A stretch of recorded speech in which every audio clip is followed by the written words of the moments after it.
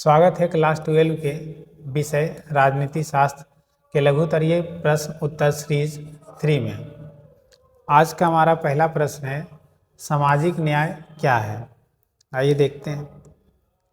बताता है, सामाजिक न्याय का अर्थ है समाज में सभी व्यक्तियों को समान अधिकार, अवसर, सम्मान प्रदान करना बिना किसी भेदभाव के। इसका उद्देश्य समाज के वंचित और उत्पीड़ित वर्गों जैसे दलितों, आदिवासियों, महिलाओं और अल्पसंख्यकों को समानता, अवसर की निष्पक्षता और अधिकारों की रक्षा दिलाना है, ताकि हर व्यक्ति को गरिमापूर्ण जीवन जीने का अवसर मिले। अगला प्रश्न है, पीली क्रांति से आप क्या समझते हैं। पीली क्रांति से तात्पर्य है तिलहन उत्पादन में वृद्धि के लिए चलाया गया आंदोलन।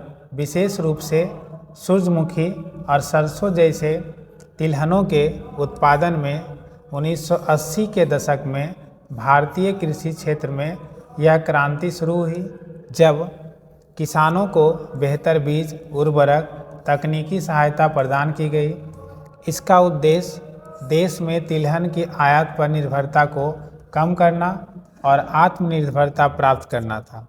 इसे कृषि सुधारों और खाद्य सुरक्षा की दिशा में एक महत्वपूर्ण कदम माना गया। अगला प्रश्न है, संप्रभुता क्या है। संप्रभुता का अर्थ है किसी राज्य का पूर्ण और स्वतंत्र अधिकार, जिससे वह अपनी आंतरिक और बाह्य नीतियों का निर्धारण करती है।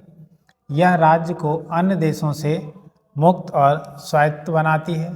संप्रभुता का सिद्धांत यह सुनिश्चित करता है कि कोई बाहरी शक्ति राज्य के निर्णय में हस्तक्षेप नहीं कर सकती है।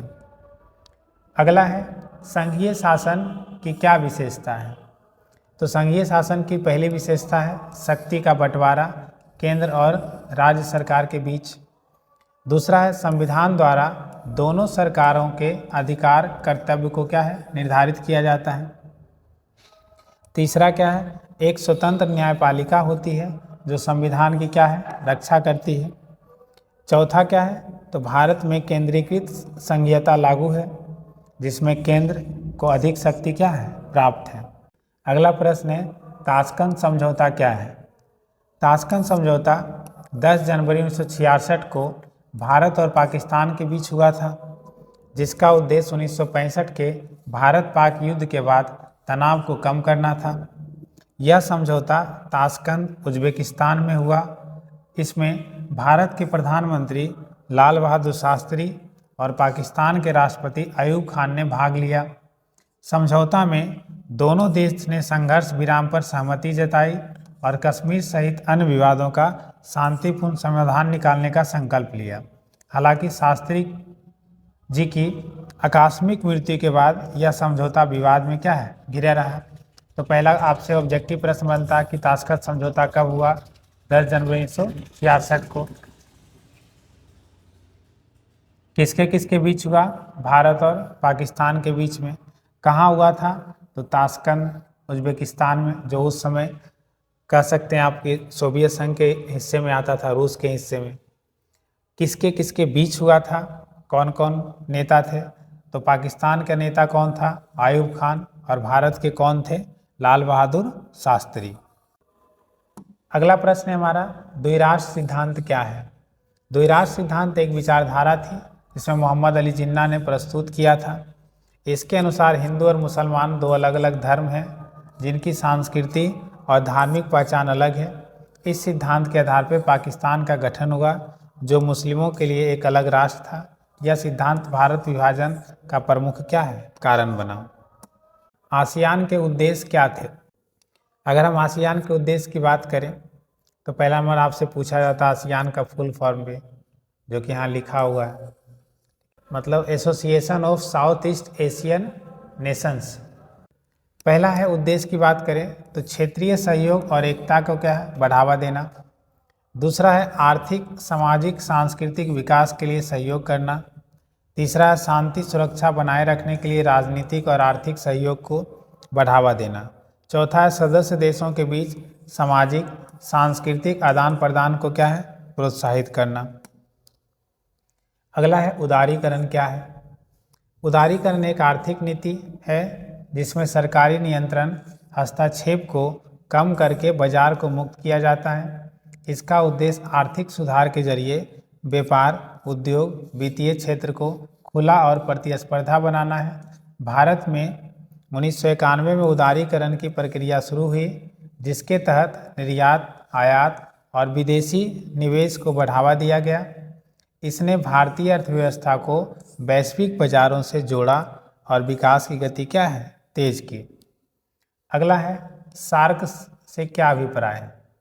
तो सार्क, जिसका फुल फॉर्म होता है south Asian association for regional cooperation, और हिंदी में दक्षिण एशियाई देशों का एक क्षेत्रीय संगठन है, जिसकी स्थापना 1985 में हुई थी। सार्क की स्थापना कब हुई थी? 1985 में। इसका उद्देश्य दक्षिण एशिया में आर्थिक, सामाजिक और सांस्कृतिक सहयोग बढ़ाना। इसके सदस्य देशों में भारत, पाकिस्तान, श्रीलंका, बांग्लादेश, नेपाल, भूटान, मालदीव, अफगानिस्तान क्या है, शामिल है। अफगानिस्तान बाद में शामिल हुआ था। तो आपको ये ध्यान में रखना है कि इसके सदस्य देश कौन कौन है, ये भी पूछा जाता है। इसकी स्थापना कब हुई? तो 1985 में। सदस्य देश कौन है? भारत, पाकिस्तान, श्रीलंका, बांग्लादेश, नेपाल, भूटान, मालदीव और कौन? अफगानिस्तान। अगला और आखिरी प्रश्न है, शिमला समझौता क्या था? शिमला समझौता 1972 में भारत और पाकिस्तान के बीच हुआ, जिसका उद्देश्य 1971 के युद्ध के बाद दोनों देशों के बीच शांति स्थापित करना था। यह समझौता शिमला, हिमाचल प्रदेश में भारत के प्रधानमंत्री इंदिरा गांधी और पाकिस्तान के राष्ट्रपति जुल्फ़िकार अली भुट्टो के बीच हुआ।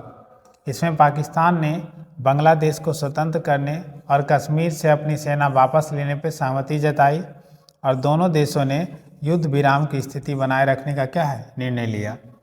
तो पहला क्वेश्चन इससे ऑब्जेक्टिव का बनता है, शिमला समझौता कब हुआ? 1972 में। दूसरा, किस किस देश के बीच हुआ? भारत और पाकिस्तान के बीच में। कौन कौन नेता थे? तो नेता में भारत की तरफ से कौन हो जाएंगे? इंदिरा गांधी। पाकिस्तान की तरफ से कौन हो जाएंगे? पाकिस्तान के राष्ट्रपति जुल्फ़िकार अली भुट्टो के बीच हुआ। एक और ऑब्जेक्टिव प्रश्न पूछा जाता है इसी से कि बांग्लादेश जो है कब स्वतंत्र होगा, या पाकिस्तान से कब अलग हुआ, या पूर्वी पाकिस्तान बांग्लादेश के रूप में कब गठित हुआ? तो 1971 में। और बांग्लादेश को सबसे पहले जो है देश का मान्यता देने वाला देश कौन था? भारत था। तो उम्मीद करते हैं वीडियो आपको अच्छा लगा तो हमारे चैनल को लाइक एंड सब्सक्राइब करें। धन्यवाद।